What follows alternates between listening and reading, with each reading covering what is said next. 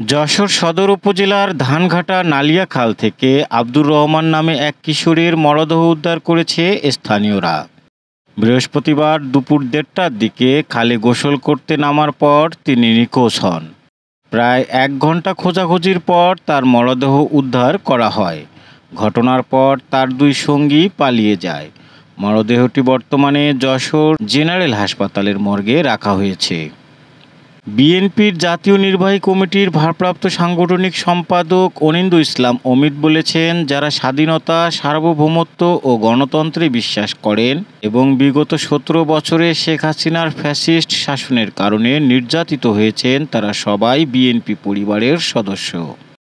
তিনি বলেন, বিএনপি দেশের স্বাধীনতা ও গণতন্ত্র পুনরুদ্ধারে লড়াই করে যাচ্ছে। যারা এই লড়াইয়ে অংশ নিয়েছেন তারা খালেদা জিয়া ও তারেক রহমানের নেতৃত্বে বিশ্বাস রেখেই লড়েছেন।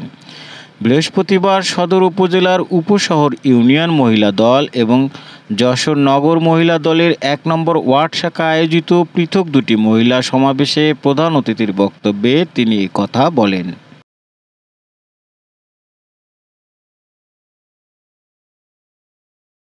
বিএনপির ভাইস চেয়ারম্যান অধ্যাপক নার্গিস বেগম বলেছেন, সকল ধর্ম বর্ণের মানুষের অধিকার নিশ্চিত করে নতুন বাংলাদেশ গড়তে হবে। সেই লক্ষ্যেই বিএনপির লড়াই এখনও চলমান। এই সংগ্রাম শেষ হবে সেদিন, যেদিন জনগণ মুক্তভাবে নিজের পছন্দের প্রার্থীকে ভোট দিতে পারবে। বৃহস্পতিবার যশোর সদর উপজেলার নওয়াপাড়া ইউনিয়ন মহিলা দল আয়োজিত মহিলা সমাবেশে প্রধান অতিথির বক্তব্যে তিনি কথা বলেন। শেরঘাটে হাইকোর্ট মোড়ে অনুষ্ঠিত সমাবেশে তিনি আরও বলেন, বিএনপি কখনো ব্যক্তি স্বার্থে রাজনীতি করেনি। আমরা জনগণের অধিকার ও গণতন্ত্র রক্ষার জন্য ১৭ বছর ধরে ফ্যাসিস্ট সরকারের বিরুদ্ধে লড়াই করে যাচ্ছি। এই লড়াইয়ে নারীদের ভূমিকা অনন্য। সমাবেশে বিশেষ অতিথি হিসাবে বক্তব্য রাখেন জেলা বিএনপি সাধারণ সম্পাদক দেলোয়ার হোসেন খোকন। সভাপতিত্ব করেন নওয়াপাড়া ইউনিয়ন মহিলা দলের সভাপতি সুপিয়া মাহমুদ রেখা।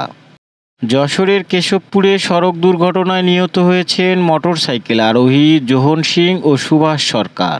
মামার সৎকার শেষে বাড়ি ফেরার পথে তালতলা এলাকায় দ্রুতগতির একটি ট্রাক তাদের চাপা দিলে ঘটনাস্থলেই গুরুতর আহত হন তারা। কেশবপুর ফায়ার সার্ভিস তাদের হাসপাতালে নিলে চিকিৎসক জানান তারা পথেই মারা গেছেন। যশোর শহরে শয়তানের নিঃশ্বাস স্প্রে ব্যবহার করে ব্যাটারি চালিত ইজি বাইক ছিনতাই করেছে প্রতারক চক্র। চালক ফজর আলী জানান, যাত্রী সেজে ওঠা ২ ব্যক্তি তার শরীরে অজানা একটি স্প্রে প্রয়োগ করে ইজি বাইকটি নিয়ে পালিয়ে যায়। কোতোয়ালি থানা পুলিশ সিসিটিভি বিশ্লেষণ করে অভিযুক্তদের শনাক্তে কাজ করছে। জাতীয় রাজস্ব বোর্ড বিলুপ্ত করে নতুন রাজস্ব নীতি বোর্ড গঠনের উদ্যোগের তীব্র বিরোধিতা জানিয়েছে যশোর কর আইনজীবী সমিতি।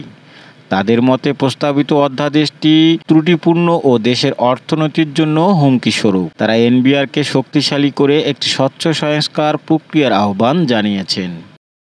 যশোরের চৌগাছায় চলতি পৌর মৌসুমে ১৩১৪ মেট্রিক টন ধান ও ৬৪৮ মেট্রিক টন চাল সংগ্রহের লক্ষ্যমাত্রা নির্ধারণ করেছে খাদ্য বিভাগ। বৃহস্পতিবার আনুষ্ঠানিকভাবে এই কার্যক্রমের উদ্বোধন করেন উপজেলা নির্বাহী কর্মকর্তা ফারজানা ইসলাম। ধান ৩৬ টাকা এবং চাল ৪৯ টাকা দরে সংগ্রহ করা হবে আগামী ৩১ আগস্ট পর্যন্ত। দেশ বিদেশের খবর সবার আগে জানতে ভিজিট করুন raddennews.net।